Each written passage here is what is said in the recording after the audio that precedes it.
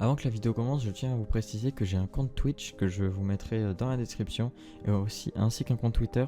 N'hésitez pas à venir me follow là-bas parce que c'est là où je suis le plus actif et parce que j'essaie de me mettre au live Twitch. J'aime beaucoup l'ambiance. Aussi, j'essaie de faire passer un message.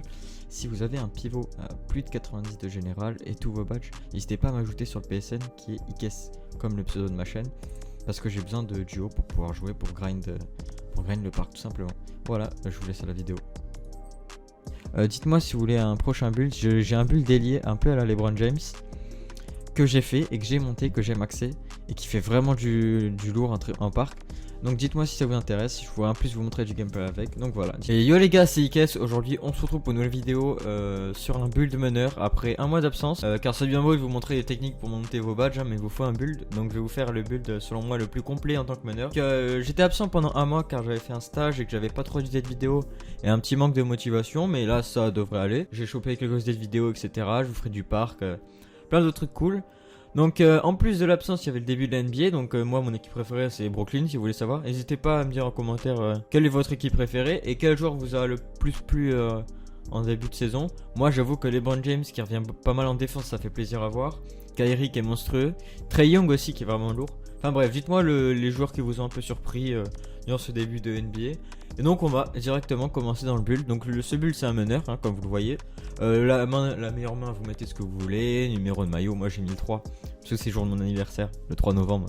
Et parce que j'aime bien Allen Iverson. Donc du coup voilà, alors meneur. Alors on va commencer. Alors c'est pas le meilleur build. Pour moi c'est le plus complet, mais il y a meilleur. C'est sûr, mais pour moi c'est ce que j'aimerais faire mon prochain build de meneur, parce que j'en ai déjà deux. C'est ce que j'aurais aimé faire. Donc on va prendre dans le profil physique le plus rapide, donc le premier. Pour la paille là, c'est pas pour le camembert, vous prenez le vert et bleu. Pour le profil physique, comme j'ai dit, le plus rapide. Alors là c'est ce qui va être le plus important.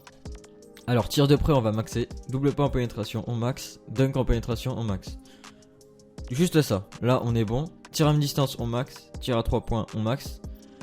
Lancer franc en max et fadeaway on va pas maxer. On va mettre 16 badges en finition pour du coup avoir 4x4, donc ça veut dire qu'on pourra mettre 4 badges en Hall of Fame, alors que 15 on pourra mettre que 3 et 1 en or.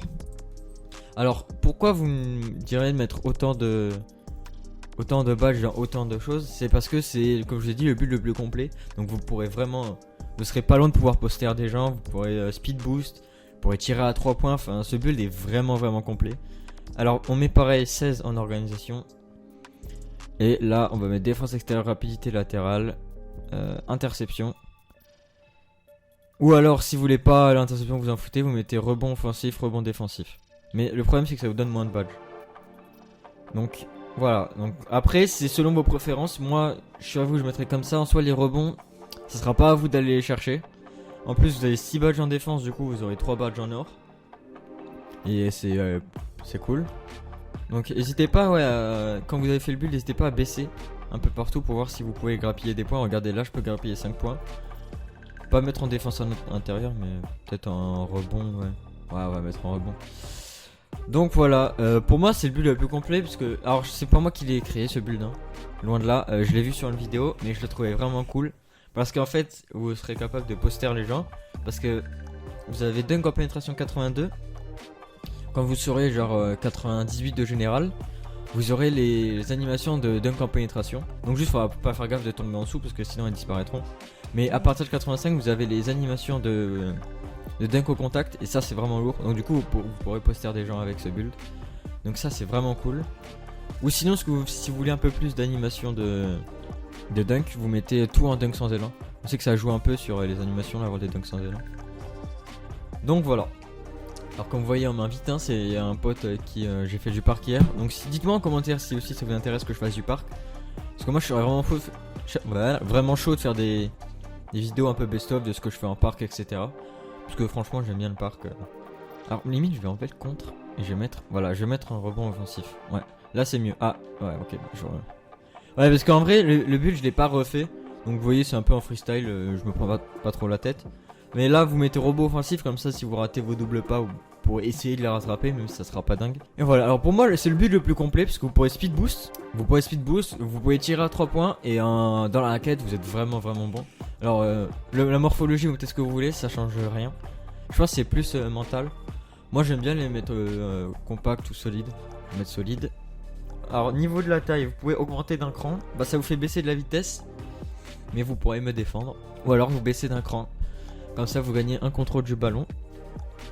Et ensuite, le poids déjà vous mettez au minimum. Et ensuite si vous baissez votre envergure au max, vous pourrez directement speed boost au tout début de la création du joueur. Mais vous pourrez pas du tout défendre. Donc c'est à vous de voir ensuite, donc soit vous montez d'un cran la taille, donc vous mettez 1m93, soit vous mettez 1m90.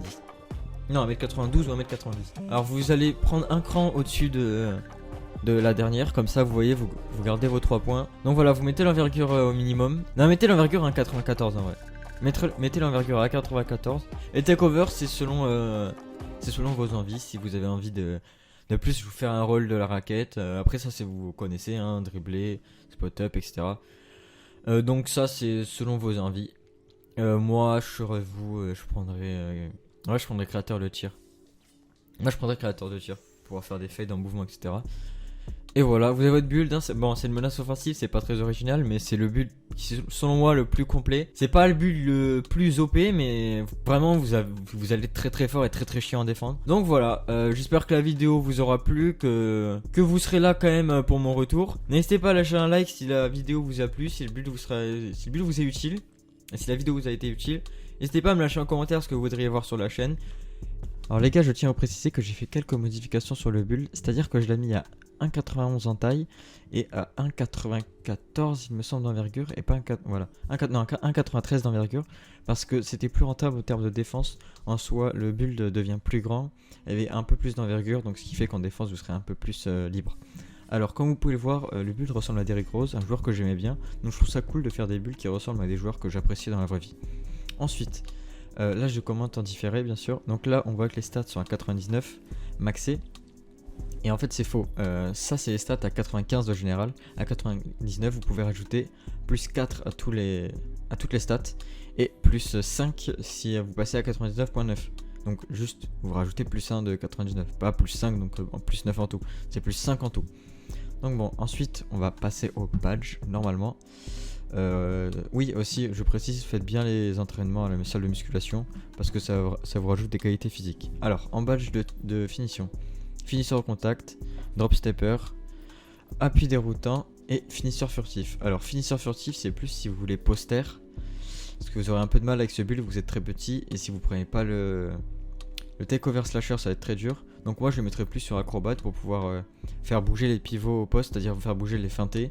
Et je sais que les drop steps ça fait vraiment chier tous les pivots, surtout en parc.